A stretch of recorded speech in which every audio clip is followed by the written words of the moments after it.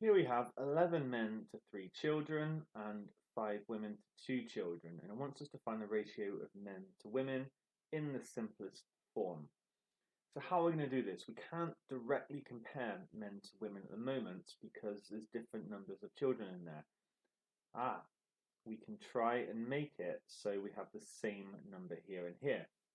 And we can multiply ratios by numbers and not change them. So for example, this I could write as, I could multiply both sides by 2, and that would give me 22 to 6.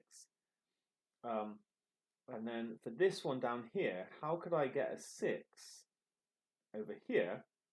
Well, I can multiply it by 3. So it's a similar kind of process to when you're adding fractions. We've actually basically found the lowest common multiple of 3 and 2. And now I can see I've got 22 men for every 6 children, 15 women for every 6 children. So what's the ratio of men to women? It's going to be 22 to 15. I can just cut the children out of the equation. Um, and yeah, that is already in its simplest form. You might have gone a longer way to get it, but that's going to be our answer. Second part, there are 36 children in the village. Find the total population of the village. Well, I think, how can we do this? Probably easiest thing to do is let's use the, I mean, you could use this ratio up here and work out the number of children in this bit and then in that bit. I think just doing it all together is going to be the simplest thing. So let's say men to women to children